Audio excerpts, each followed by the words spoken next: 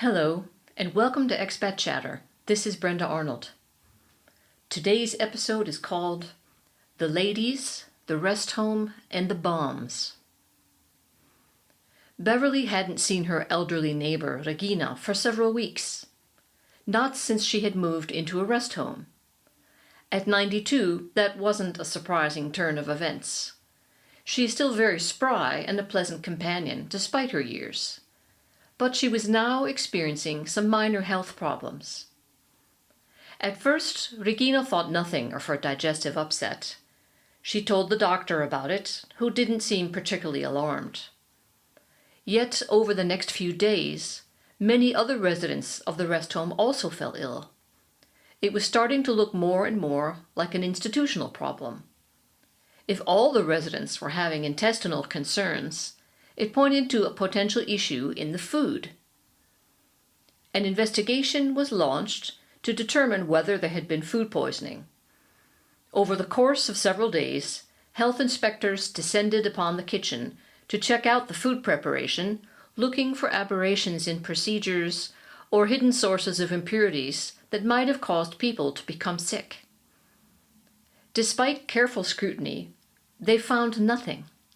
After several days, they ended their search. The food was fine, but the illnesses continued. Could there be another cause? Maybe it was psychosomatic. The manager of the rest home called in a psychologist. Perhaps she could get to the bottom of the mysterious illness affecting so many people.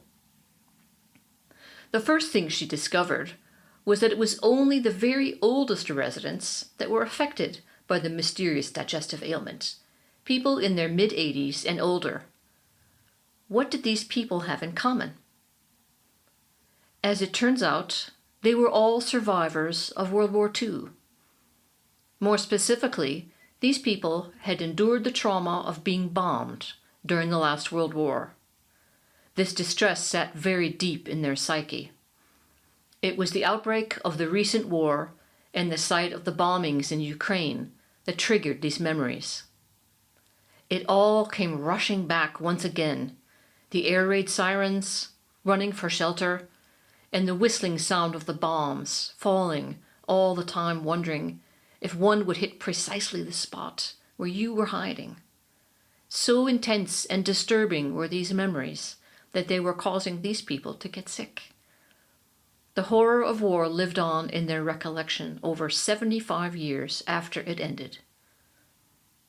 Regina had experienced many close calls with bombings. Her family had owned a house in central Munich located near a major hotel that had a secure basement where they would routinely hide. There is more than a little irony in the fact that their bomb shelter was located in none other than the Hotel Bayerischer Hof. Today, this hotel serves as the venue of the Munich Security Conference, whose chief purpose is to serve as a meeting place for country leaders to talk instead of going to war. Vladimir Putin was also a regular visitor to this conference. As the war raged on, the fighting intensified everywhere, including Munich.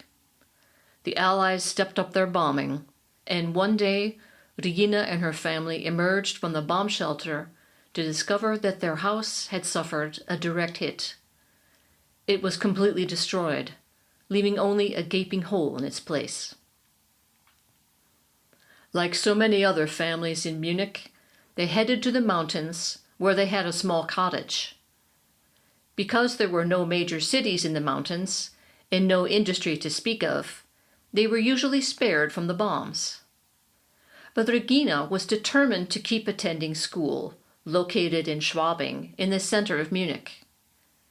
Fortunately for her, the streetcar tracks along that route had not yet been bombed, so she was able to take the streetcar to get there. Then one day, just as she reached the center of Munich, an air raid siren went off. Regina jumped off the streetcar and hurried to a nearby department store. It also had a bomb shelter, so she would be safe there.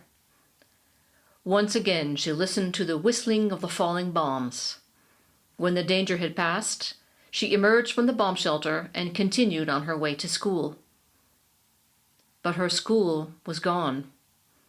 It too had now suffered a direct hit and was completely destroyed.